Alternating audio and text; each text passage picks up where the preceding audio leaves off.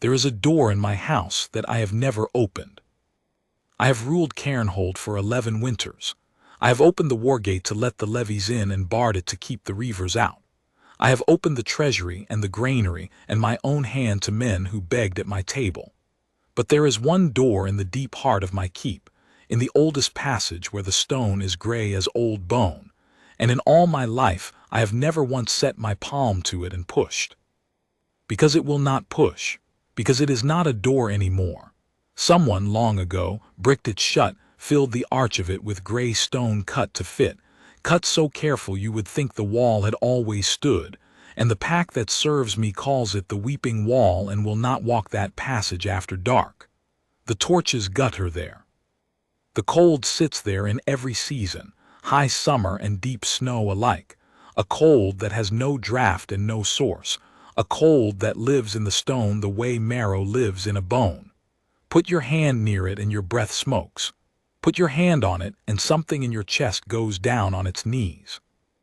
I stood before that wall the night this story truly begins, as I had stood before it 1,000 nights, and I told it what I always told it, which was nothing, because I did not know its name.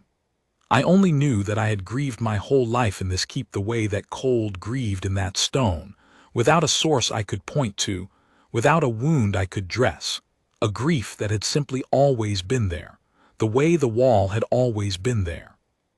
They told me my mother died of a wasting fever when I was 7 years old. I do not remember it. That is the thing men never say aloud, that I have carried like a stone in my own chest since I was a boy. I do not remember my mother dying. I remember her alive. I remember her hands, which smelled of the pressed sweet flag she kept in her sleeves. I remember her voice low, always a little amused, telling me the names of the gray wolves that lay along our hall like a living carpet. And then there is a place in my memory the way there is a place in that wall, sealed, cold, filled in so careful you would think nothing had ever been there. After it I was 7, and my father was dead of his wounds from the border, and my mother was dead of a fever, and my uncle Osric had his hand on my shoulder, and the whole of Cairnhold was cold. I have been cold for 30 years. I did not know that night that I was about to be warm.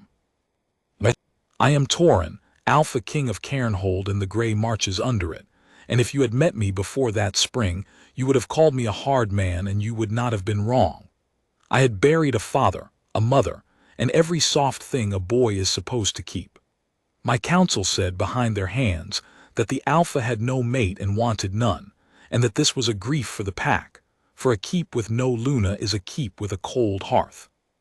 They brought me daughters of allied packs, dressed and hopeful, and I looked at each of them the way I looked at a well-fletched arrow, a fine thing, made for a purpose, nothing to do with me, and I sent them home unwounded and unwanted, and the cold in Cairnhold did not lift.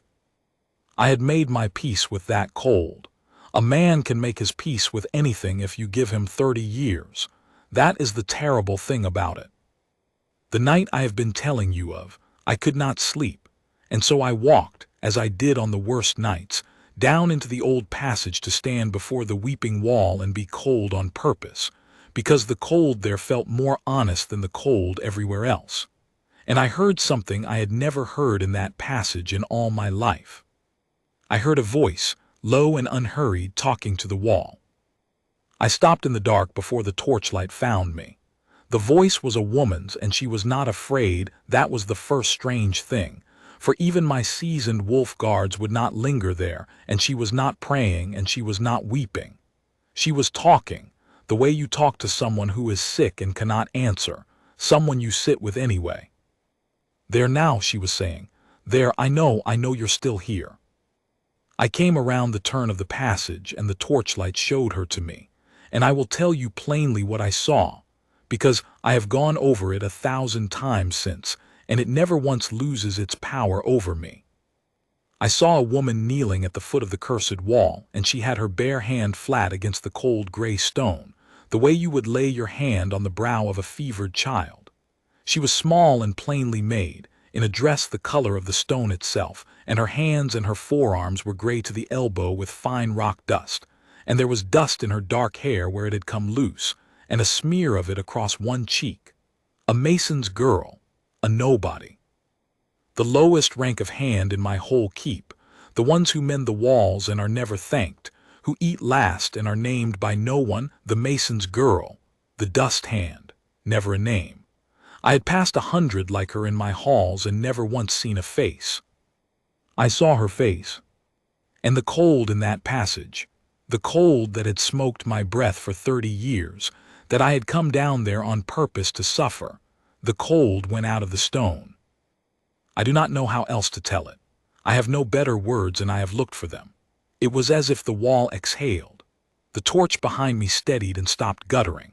The killing chill that lived in that place simply lifted, the way frost lifts off a window pane when the sun finds it, and where it had been there was only an ordinary old wall and an ordinary cold passage, and a woman kneeling with her hand on it, and a warmth I had not felt in Cairnhold since I was a boy who still had a mother. Something in my chest that had knelt for 30 years stood up. She heard my step then and turned, and when she saw the fur and the gray and the old iron ring on my hand, she went white under the dust and got to her feet fast and clumsy and pressed her back to the wall she had just been comforting, and she dropped her eyes and said, "Forgive me, my lord. I'll go. I only came to mind the wall." "Mind it," I said. My own voice sounded strange to me. "Mind it how?" "It settles, my lord." She would not look at me. Her hands were shaking, and not, I understood, from fear of the wall, from fear of me. The old walls settle and crack when they're left too long untended. I mind them. My father was the master mason here, and his father. I keep the old stone. She swallowed. "I'll trouble you no more." "You had your hand on the weeping wall," I said. "My guards will not walk this passage. My steward's men bless themselves and hurry by. And you knelt and put your bare hand on it and talked to it like a friend." And she looked up at me then. She could not help it, I think, because I had asked the true question and she was too honest to lie to it. And her eyes were gray, gray as the stone, and steady, and they held mine, Dusty Mason's girl to Alpha King, and she said the thing that ended my old life and began the one I have now. "Because it's not cursed, my lord," she said quietly. "It's grieving. There's a difference. A curse wants to hurt you. This," she laid her palm flat against the stone again, and I swear the warmth deepened where she touched. "This only wants to be heard. It's been trying to say something for 30 years, and no one will sit with it long enough to listen." 30 years. She could not have known what that number was to me. She could not have known that I had been 7 years old 30 years ago, or that 30 years ago my mother had gone into the cold, or that a man had put his hand on my shoulder 30 years ago and told me a story I had believed my whole life. She was a mason's girl who minded old stone. She only knew the wall. But I knew the number. "What is your name?" I asked her. She blinked, as though no one had asked it of her in a long while, and perhaps no one had. "Mara, my lord," she said. "Mara, the mason's daughter." "Mara," I said, and the wall was warm, and I was warm for the first time in 30 years, and I did not know yet why. "Come away from there. It's late, but," and I heard myself say it and did not stop myself, "come back tomorrow, and mind the wall." I did not sleep that night, but for once it was not the old cold that kept me from it. It was her voice. It's been trying to say something for 30 years, and no one will sit with it long enough to listen. I lay in the dark of my chamber, and I thought of the sealed arch, and I thought of the place in my own memory that was sealed and cold and cut so careful you would think nothing had ever been there. And for the first time in my life, I let myself wonder, truly wonder, the way you dare a wound with your finger to see if it has healed. What had been on the other side of that wall before someone bricked it shut? At dawn my uncle Osric came to me with the day's business, as he had come every dawn of my reign, and of my regency before it, and of my whole boyhood. He was an old man now, spare and dry and neat, with a steward's chain of gray iron across his chest and a manner so patient and so mild that the whole keep leaned on it. He had raised me. When my father died of his border wounds and my mother of her fever, It was Osric who governed Cairnhold until I came of age, Osric who taught me my letters and my law, Osric who stood at my shoulder at my first council and every council since. I loved him the tired, weary way a man loves the last of his blood. I trusted him the way you trust a wall without thinking of it, because it has always held. You look ill-slept, nephew, he said, setting the day's writs before me. The passages again. I do not know why I did not tell him. That is a thing I have turned over many times. I had told Osric everything, all my life. But that morning something in me, some old wolf instinct that had lain quiet for 30 years, kept my mouth shut about the mason's girl and the wall that stopped weeping when she touched it. I said only, I walked. I couldn't sleep. You should take a mate, he said mildly, as he said most mornings, sorting the writs. A keep needs a warm hearth, Torin.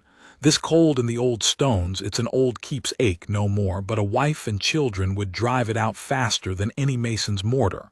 He said it kindly. He always said everything kindly. The Redwater Alpha has a daughter. No, I said. As you like. He never pushed. That was his gift, or so I had thought all my life. He never pushed. He only stood at your shoulder and waited, patient as a wall, until you leaned. There is one small matter, the lower cellars. I mean to have them filled in this spring, the old undercrofts, the disused ones under the eastern heart. They're a danger, half collapsed, and the men waste candles down there. I'll have the masons brick the stairways over, cleaner, safer. He set a writ before me for my seal. With your leave. The eastern heart, the old undercrofts, under the passage where the weeping wall stood. 30 years I would have sealed it without reading it. My hand was already reaching for the wax when that same quiet wolf instinct, the one that had kept my mouth shut at dawn, closed my fingers. Leave it, I said, the undercrofts, leave them a while yet. For the smallest part of a heartbeat, something moved behind my uncle's mild eyes. I would not have seen it a week before. I would not have seen it a day before. But I had knelt in a cold passage the night before and watched a wall go warm, and some sleeping thing in me had woken, and it saw the flicker in Osric's face the way a wolf sees the one deer in the herd that has begun to run. Then it was gone, and he was mild again, and he drew the writ back with a small, dry smile. Of course, he said. There's no hurry. Old Stone keeps. Old Stone keeps. Mara had said nearly the same words to me in the dark. It is strange, the things you hear differently once your ears have opened. She came back the next night. I know because I was there. I did not tell myself I was waiting for her. An Alpha King does not wait in a cold passage for a mason's girl. I told myself I was minding the wall, since she had put the notion in my head, and I stood in the dark until I heard her light step, and then her low voice, and then I came around the turn, and the cold went out of the stone the moment she knelt, and I stopped pretending, to myself at least, that I did not know exactly why I had come. My lord, she started to rise. Stay, I said, and I sat down on the cold flags of the passage a little apart from her, the Alpha King of Cairnhold, on the floor of his own cellar in the dark, and I said, show me. How you mind it. Show me what you hear. She looked at me a long moment, the dusk-gray girl with the steady gray eyes, weighing whether the great cold man before her was mocking her. She decided I was not. I do not know what she saw in my face to decide it, but I am glad, every day of my life, that she decided right. I don't hear it the way you hear a voice, she said carefully, laying her palm against the stone. It's not that. My father used to say the old masons put more than mortar into a wall. He said stone remembers. It remembers the hands that cut it and the weight it carries, and she hesitated, and what it stood witness to. Most walls remember only weight and weather, but some walls remember grief. If you put your hand where the grief is and you're quiet, you can feel it. Like cold. Like a cold that isn't in the air. She looked at me. You feel it too, my lord. I've watched you, forgive me. I've seen you come down here, you feel it. You just call it a curse, because grief is harder to sit with than a curse. She was right, and no man had ever told me a true thing about myself in 30 years, and it undid me a little to have it done by a girl gray with dust. "What does it remember?" I asked. My voice was not steady. "This wall, what grief?" And she closed her eyes, and she laid both her hands on the cold stone, and she was quiet for a long while, and I watched the warmth spread out from under her palms into stone that had been dead cold for 30 years. And then she said, in a small and frightened voice, "A woman."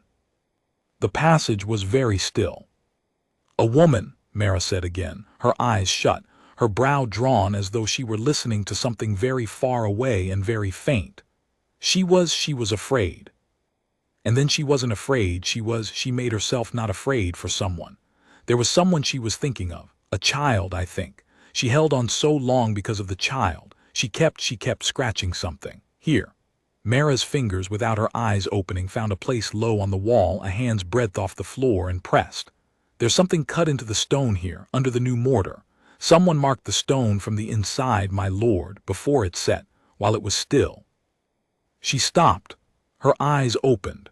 She looked at the wall, and then she looked at me, and I watched her understand what she had just said, and the blood went out of her face. "My lord," she whispered, "this wall isn't grieving a woman who died behind it." I could not speak. "It's grieving a woman who was put behind it," she said, "alive." I want to tell you that I did not believe her. I want to tell you that I was a reasonable king, and that I sent the mad mason's girl away with a coin for her trouble and slept soundly. That is the man I had been for 30 years, and 30 years is a long habit. But I was not that man anymore. Something had woken in me the moment the cold left the stone, and it had been waking further every hour since, and it was a wolf's thing, older than Raisin, and it knew, the way a wolf knows the scent of its own blood on the wind, that the girl was telling the truth. Because I did not remember my mother dying. Every man remembers his griefs. I remembered my father's death, the litter carried up the border road, the wound gone bad, the long 3 days of it. But my mother, whom I had loved better than anything a boy has ever loved, my mother who smelled of sweet flag and knew the names of all the gray wolves, I did not remember her death at all. There was only the sealed place, only the cold. Only Osric's hand on my shoulder and the word fever over and over until it was smooth as a river stone in my mind, until I had stopped feeling the shape of it. Fever, fever, a wasting fever, Torin, she's at peace now. Don't go to the old wing. Don't go into the cold, she's at peace. Don't go into the cold. He had said it to me 1,000 times all my boyhood. Don't go into the cold, and I never had. I got to my feet. Mara scrambled up too, frightened now, frightened of what she'd found and frightened of me, and of what I might do to the bringer of such news. "My lord, I could be wrong, stone plays tricks I shouldn't have." "What was her name?" I said. It was not a question. My voice had gone somewhere very low and very quiet, the place it goes before I do something a kingdom remembers. The stone doesn't hold names, my lord, only grief." "Aldith," I said. "Her name was Aldith. She was the Luna of Cairnhold. She was my mother." I laid my own hand on the cold wall, beside the warm place where Mara's hands had been, and for the first time in 30 years I let myself feel the whole of the cold, all of it, without calling it a curse. And it was not a curse. She was right. It was grief, and it was old, and it was mine, and it had been waiting 30 years for me to be brave enough to come down into the cold and hear it. "Tell me you can find the mark, the one cut from the inside. Tell me you can bring it into the light." Mara looked at the wall and at me, and I watched her be afraid, and I watched her decide, the same way she had decided to trust me in the dark, and she said, "I'll need my father's tools, and I'll need it to be secret, my lord, because whoever set this stone cut it to last, and whoever wanted it to last 30 years will not want it opened in one night. Someone in this keep bricked a living woman into a wall and told the whole pack a lie about a fever, and that someone," she stopped, "may still be in this keep," I finished for her. She nodded, white as chalk. I thought of the flicker behind my uncle's mild eyes when I stayed his hand from filling in the undercrofts. "There's no hurry. Old stone keeps. Then it will be secret, I said. It will be you and me and the wall and no other soul in Cairnhold. Can you do the work with only my hands to help you? She looked at my hands, the great scarred hands of an Alpha King, hands that had held a sword since I was 10 and never once held a mason's chisel. Yes, my lord, she said, and I will never forget it. A small, brave, dusk-gray smile touched her mouth in the torchlight, there and gone. I've been minding this wall alone in the dark for 3 years, thinking no one would ever come to help me hear it. I can teach a king to hold a chisel. But we worked at night. I want you to understand what that was, because I did not understand it myself for a long while, and when I did understand it, it was already too late to save myself from it, and I have thanked every god I know that it was. Each night when the keep slept, I came down into the cold passage, and Mara was already there with her father's tools laid out on a cloth. The chisels grated fine to coarse, the little brushes, the horn lamp, and each night the moment I came around the turn and she was there, the cold went out of the stone, and I stopped being the cold king of a cold keep and became, for a few dark hours, simply a man learning at last to listen. She taught me to read a wall with my hands. She set my great clumsy fingers against the gray stone and made me feel the difference between the old true wall and the newer stone that filled the arch, a difference no eye could see, so cunningly had it been cut and set, but that the fingers could find if you were patient, a faint seam, a slightly different cold. Whoever did this was a master, she murmured the first night, her small gray hands guiding mine along the hidden seam. A master mason. It grieves me to say it because a master mason is meant to build, not to. She did not finish. She did not need to. Only a handful of men in a generation could set a wall this fine. My father could have. His master could have. She was quiet. My grandfather could have. I looked at her. Your grandfather was master mason here 30 years ago. She did not look at me. Her hands went still on the stone. Yes, she said very low. He was, and he died the winter after. My father always said of a broken heart and never spoke of his last work, and my father found him more than once down here in this passage in the dark, with his hand on this wall, weeping. She drew a breath. I think my grandfather built this, my lord. I think someone made him build it. And I think it broke him, and he died of it, and he never told a living soul what it was, but he told the stone. He put his own grief into it along with hers. That's why it's so loud. That's why I can hear it when no one else can. It's not only her grief in this wall, it's his. And she pressed her palm flat and the warmth deepened, and her gray eyes shone wet in the lamplight. And I think, my lord, I think he said it so that one day someone of his own blood would come and hear it and be brave enough to bring the truth out. I think he built a lie because they made him. But he hid the truth inside the lie, in the only place they couldn't reach, in the stone itself, and he trusted his own blood to come. I looked at her, the dusk-gray girl kneeling at the wall her grandfather's grief had built, the mason's daughter come 3 generations later to keep a promise no one had made her, and I understood, all at once and all the way down, what had happened to me the first night the cold went out of the stone. She was not a nobody. She had never been a nobody. She was the one soul in all the world made to stand at this wall, her blood in the mortar, her gift in her hands, her heart brave enough to sit with a grief for 3 years alone in the dark on the chance that someone would one day come. And I was the one soul in all the world made to be brought here by her, the child the woman in the wall had held on for, the blood the mason had trusted to come. We had been made for each other before either of us was born. Her grandfather had built the door. My grief had kept the key, and the fated thing between us was not a spark in a ballroom or a bond that sang in a moonlit ring. It was this, quiet and cold and true. 2 people who had each been keeping half of the same grief alive, waiting 30 years to put the halves together. That is when I knew she was mine, not because my wolf howled, because the cold went out of the stone when she was near, and I understood at last that she was the warmth, and that I had been cold my whole life because I had been waiting for her, and I had not known her name until 3 nights before. I did not tell her. A wiser man might have.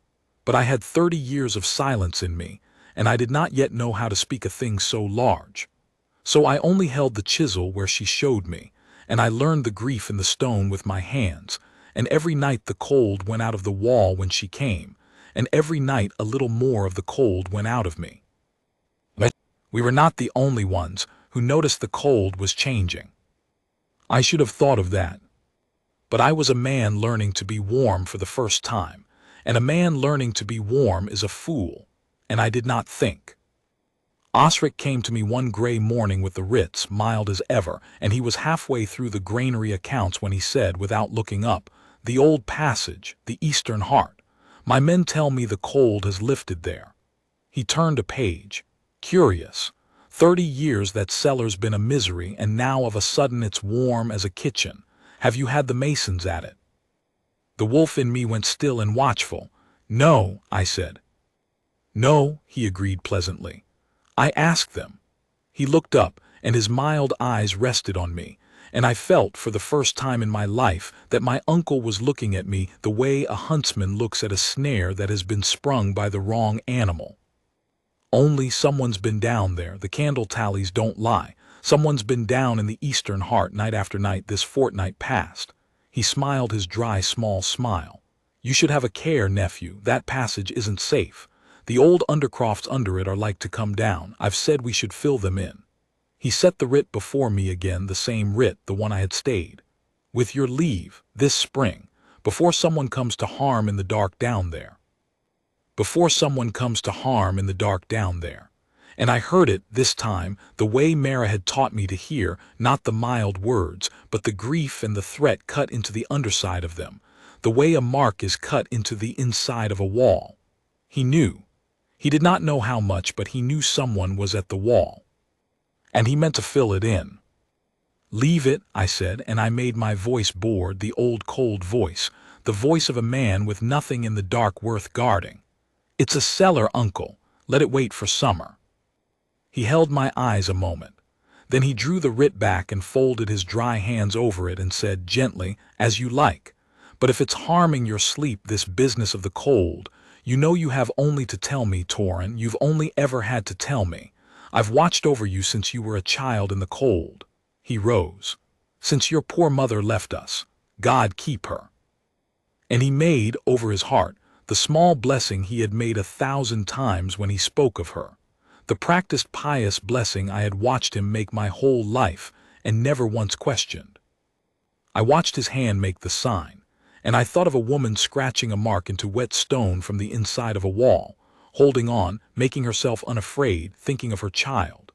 And I smiled at my uncle the mildest smile I owned and said, "God keep her," and made the sign back.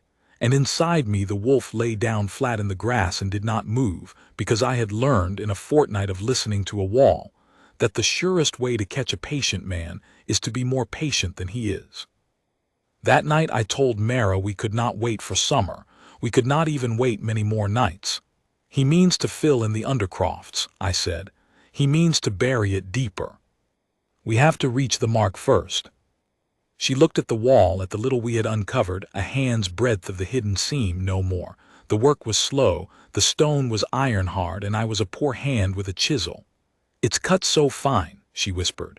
"If we hurry we'll crack it wrong, and if we crack it wrong we might lose the mark, and the mark's the truth, my lord. The mark's the only witness left." Her hands were trembling. "I need 3 more nights done careful. Or 1 night done reckless and pray." "Then we'll be reckless," I said, "and I'll pray."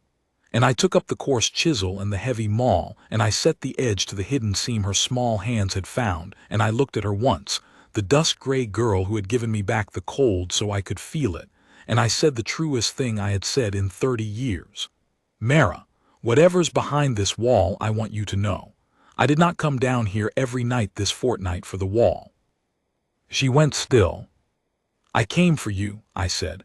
"The cold goes out of the stone when you're near it. It goes out of me. I don't have pretty words. I've been a cold man a long time. But you should know it before we open this, because there's a chance the man who set this stone will not let us live to say it after." So I'll say it now in the cold where I've never said anything true to anyone in my life. You're mine, or I'm yours. I don't know the right way round of it. I only know the cold goes out of the stone. She looked at me and her gray eyes filled, and she did not run and she did not tremble. She only reached out one dusk-gray hand and laid it flat against my chest, over the old cold place, the way she laid it against the wall, and I felt the cold go out of me under her palm, felt it lift the way it lifted from the stone, and she said, in a voice I will hear on my deathbed, "Then let's bring her into the light, my lord, together. And after, you can court me properly in the warm where I can see your face." And I laughed.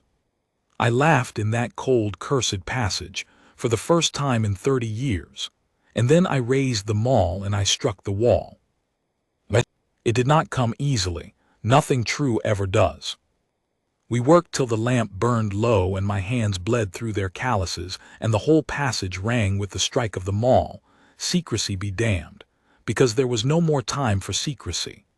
Mara worked beside me, reading the stone with her fingers, calling out where to strike and where to spare, saving the marked stone even as we broke the wall around it, her small hands surer than any master's. And stone by stone, the arch her grandfather had filled with grief came open, and the cold poured out of it like water from a broken jar, the whole 30 years of it, the woman's grief and the mason's grief together, and it poured out over us and past us and up out of the passage and out of Cairnhold, and where it passed it left warmth behind it, and I understood that we were not letting the cold in. We were letting it out. We were letting it go, at last, up into the light and the air where grief can be seen and grieved and finally laid down. And behind the wall was a small stone room, an undercroft chamber no bigger than a chapel, and in it. I will not tell you all of it, some griefs are a son's alone. I will tell you that she had been laid to rest with care, 30 years gone, by hands that loved her, my mason's hands, I think, Mara's grandfather's hands, who could not save her but could at least see her covered gently and set his own grief in the stone to guard her. I will tell you that there was a place low on the inner wall, at a woman's arm's reach if she sat against it, where the stone had been scratched again and again with something small and hard, a woman's ring perhaps, before the mortar set cut from the inside, as Mara had said, marked by the one who was sealed in, and that Mara brought her horn lamp close, and I knelt in the cold that was fast becoming warmth, and I read what my mother had written to me 30 years before, holding on, making herself unafraid, thinking of her child. It was 3 words. It took her, I think, a long time to cut them. It was worth every hour it cost her because they reached me. Grief cannot hold what love writes into stone. Torn, not fever. That was all. She had known she was dying. She had known they would tell me a lie.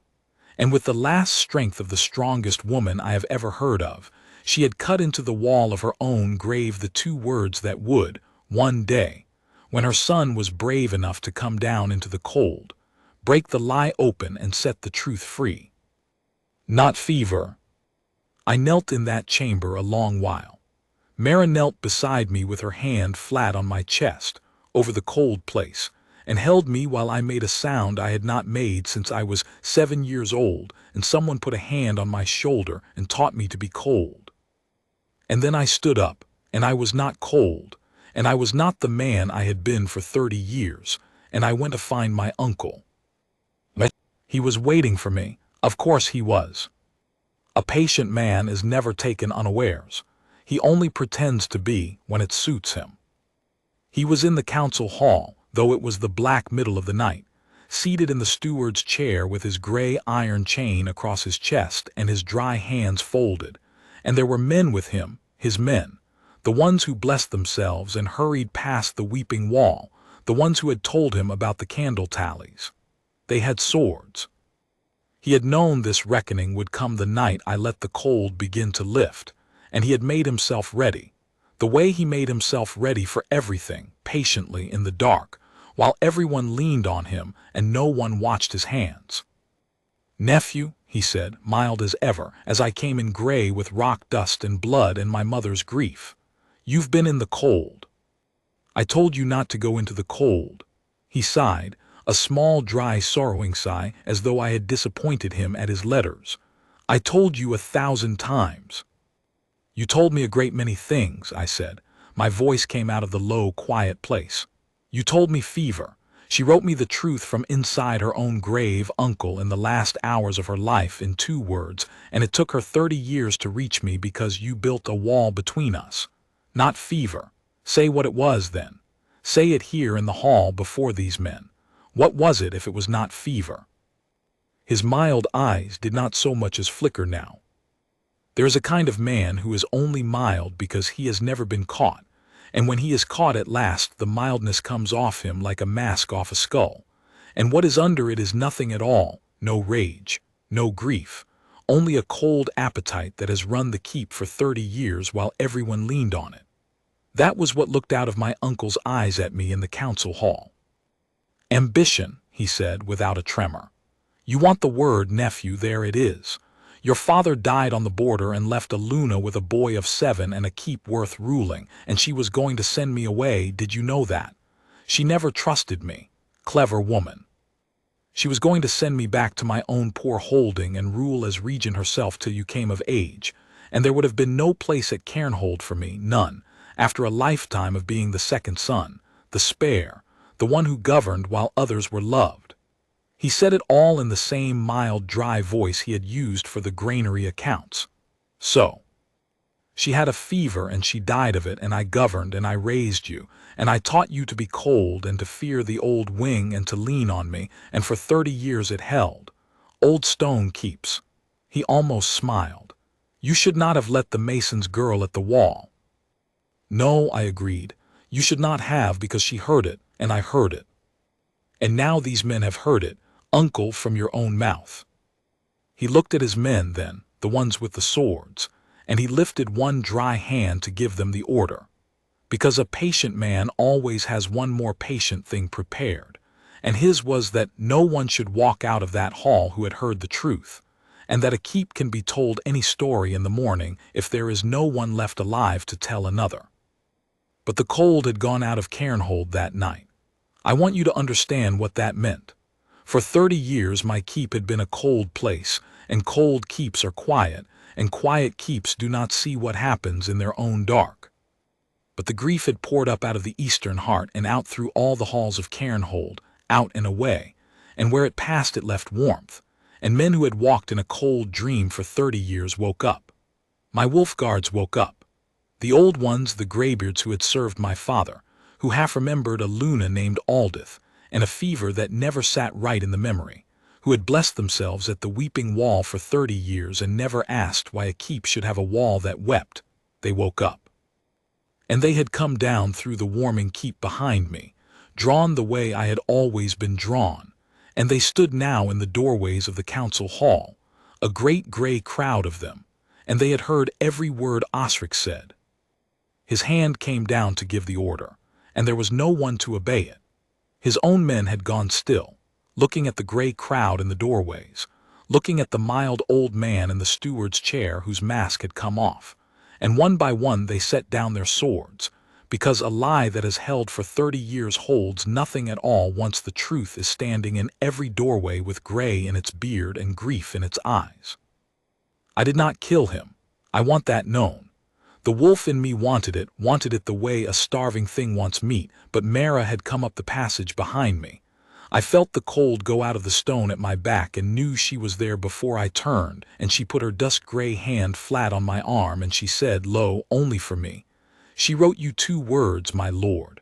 Not fever. Not kill him. She spent her last strength on the truth, not on his blood. Don't spend her gift on his blood either." And she was right, and I have thanked her for it every day since, because a keep built on a killing in the dark is only another cold keep, and I had had enough of cold. So I did not kill him.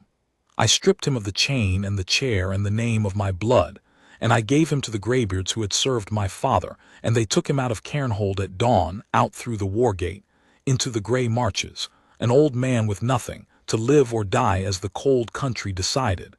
And the lie he had ruled by for 30 years went out the gate with him, and it did not come back. That is a heavier judgment than a sword for a patient man. To be turned out into the very cold he made, with no one left to lean on him. He walked out small and dry and unmasked and forgettable, and the whole of Cairnhold watched him go, and then, as one, turned its back on him, and that was the last of him. Then I went and did the thing I should have been able to do 30 years before, and could only do now because a mason's daughter had taught a cold king to hear. I buried my mother in the light. We brought her up out of the eastern heart, out of the grief-cold undercroft, and we laid her to rest under the open sky in the high garth of Cairnhold where the sun falls, where a Luna of Cairnhold should always have lain, and the whole pack came, the greybeards and the young ones both, and I stood at the head of her grave and told them her name, which had not been spoken plainly in 30 years. Aldith, Luna of Cairnhold, who knew the names of all the grey wolves, who was not lost to any fever, who held on to the last to send her son the truth, and I watched 30 years of a keep's buried grief come up into the light at last and be grieved, openly, in the sun, the way grief is meant to be, and then laid down. The cold did not come back to Cairnhold after that. It had somewhere to go now. It had a grave in the sun and a name spoken and a truth told, and grief that is heard does not need to haunt a wall. I courted Mara properly after, in the warm where she could see my face as she'd asked. It was a poor sort of courting by a great lord's measure and the finest by mine. I did not know how. I had spent 30 years being cold and had never learned the way of it, and I fumbled it badly, and she laughed at me, kindly, the way her voice had been kind to a grieving wall in the dark, and taught me that too. I brought her sweet flag because my mother had smelled of it, and she understood without my saying why, and wept, and forgave me the clumsiness of it. I learned that she had eaten last at my tables her whole life, and I sat her at my right hand, and I watched the court that had never once seen a dusk-gray mason's girl learn her name in a single season, the way I had learned it in a single night. There were those who murmured at first that the Alpha King had lost his wits to raise a mason's daughter to Luna of Cairnhold. There always are. I let them murmur exactly as long as it pleased them, and then, at the feast where I named her before the pack, I told them the truth, all of it. How a lie had ruled their keep for 30 years, and none of them had heard it, and how one gray-eyed girl gray with dust, whom they had passed 1,000 times and never seen, had heard the one grief in Cairnhold that mattered, and sat with it alone in the dark for 3 years on the chance that someone would come, and given a cold king back his mother and his warmth and his very self. And I asked them, before I made her their Luna, whether any lord's daughter in her silks had ever done a truer or a braver thing. The hall was silent, and then the greybeards who had served my father knelt first, and without my asking, and then the whole hall, the murmurers and all, went down to her, the mason's daughter, the dust hand, the nobody, and rose again calling her Luna, and she stood among them with her chin up and her grey eyes bright and a little frightened still, my brave one, and looked to me across the warm hall for her courage the way I had come to look to her for mine. We were wed in the high garth by my mother's grave in the sun. It seemed right. The two of them together, the mother who had held on and the mate who had come, the woman who wrote the truth into the stone and the woman who heard it. I think if the stone remembers grief, it must remember gladness too, and I think that garth is glad now in the sun, where once a wall wept in the dark. Here is how I will end it, because Mara is asleep beside me as I set this down, and I would not have her wake and find me still in the cold of old memory when there is so much warm left to live. Last spring I went down again into the eastern heart, where the weeping wall used to stand, where there is only an open arch now and a small stone room kept clean and lit, and I took a mason's chisel. I am a fair hand with one now. She taught me, and I cut my mother's name into the good gray stone of the arch, deep and plain in the light this time for anyone to read. Aldith, Luna, not lost. And I found I could not steady my hand for the last stroke, 30 years of cold rising up one final time, and I felt Mara come down the passage behind me before I heard her. I always feel it, the way the cold used to go out of the stone, and she came and laid her dust-gray hand over mine on the chisel, warm, sure, the way she'd laid it on the wall the first night and on my chest the second, and together we cut the last true line into the stone. The cold is wholly gone from Cairnhold now. I did not think it ever could be. I had been cold so long I had made my peace with it, and that is the saddest peace a man can make. And I had made it, and I would have died in it, if a mason's daughter had not knelt at a wall in the dark and been brave enough to hear what everyone else was too afraid to sit with. She minds all my old walls now still out of love of the stone, but there is not one left in Cairnhold that grieves. She sees to that. She hears them, every one, and where there is grief she brings it into the light, and where there is a cold place she lays her warm hand flat against it until the cold goes out, the stone's or mine. She does not much distinguish, and neither any more do I. There was a door in my house I never opened. I have opened it now. There is nothing behind it but sunlight and a grave with a name on it, and 30 years of grief laid gently down. And beside me in the warm dark my Luna breathes, dust-gray and gray-eyed in mine, and the cold that ruled my whole life is gone, gone up into the light where all grief should go, and I am, at the last and for the first time, warm.